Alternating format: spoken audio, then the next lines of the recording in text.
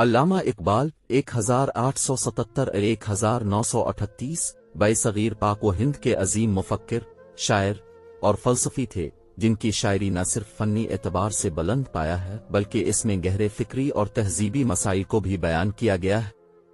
ان کی شاعری کو سمجھنے اور اس کی مشکلات کو جاننے کے لیے ان کے افکار، تاریخی پس منظر اور شعری تکنیک کو سمجھنا ضروری ہے۔ اقبال کا مرکزی فلسفہ خودی ہے، جس میں انسان کو اپنی داخلی قوتوں کو پہچاننے، خود اعتمادی پیدا کرنے اور مادی دنیا کے غلامی سے نکل کر اپنی روحانی بلندی کی طرف بڑھنے کی ترغیب دی گئی ہے۔ یہ تصور ان کی نظموں جیسے خودی کا راز اور اسرار خودی میں واضح ہے۔ اقبال نے مسلمانوں کی زوال پذیر حالت پر شدید درد محسوس کیا اور ان کی شاعری میں امت کی یکجہتی، علم کی اہمیت اور عمل کی ضرورت پر زور دیا۔ نظم شکو اور جوام شکو اس کی بہترین مثال ہے۔ انہوں نے مغربی تہذیب کی مادیت پرستی اور استعماریت کو تنقید کا نشانہ بنایا، جبکہ مشرقی اقدار کی بحالی کی وکالت کی۔ ضرب کلیم اور بالن جبریل میں یہ موضوع بار بار ابھرتا ہے۔ اقبال کی شاعری میں عشق رسول اور روحانی ترقی کا گہرا رشتہ ہے۔ طلوع اسلام اور مسجد قرطبہ جیسی نظمیں ان کے جذبات کی عکاس ہیں۔ اقبال کی شاعری محض جذباتی اظہار نہیں بلکہ ایک فلسفیانہ نظام فکر ہے۔ ان کے اشعار میں ہیگل، نیچے اور رومی جیسے مفکرین کے خیالات کا امتزاج پایا جاتا ہے، جسے سمجھنے کے لیے فلسفے اور تصوف کی بنیادی معلومات ضروری ہے۔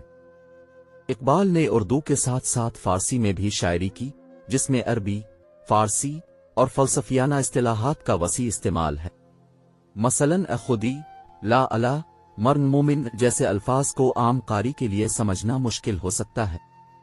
ان کی شاعری کو سمجھنے کے لیے برصغیر کی سیاسی اور تہذیبی تاریخ، خاص طور پر مسلمانوں کا زوال اور برطانوی استعمار کا علم ضروری ہے۔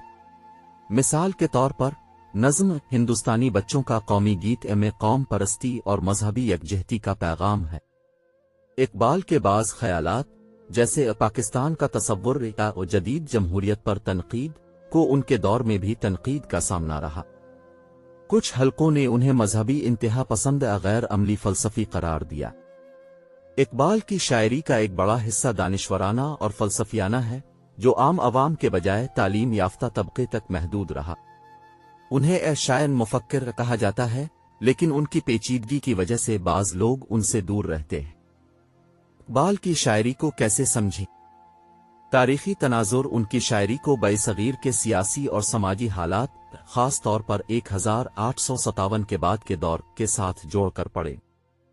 فلسفیانہ مطالعہ رومی، نیچے اور ابن عربی جیسے لغت اور تشریح مشکل الفاظ اور اصطلاحات کے لیے شارحین اقبال جیسے ڈاکٹر خلیفہ عبدالحکیم سید نذیر نیازی کی کتابوں سے مدد لیں۔ سماجی پیغام ان کی شاعری کو صرف فن کے طور پر نہیں بلکہ ایک سماجی تحریک کے طور پر دیکھیں۔ علامہ اقبال کی شاعری ایک بحرین بیکراں ہے، جس کی گہرائی میں اترنے کے لیے صبر، مطالعہ اور فکری جستجو درکار ہے۔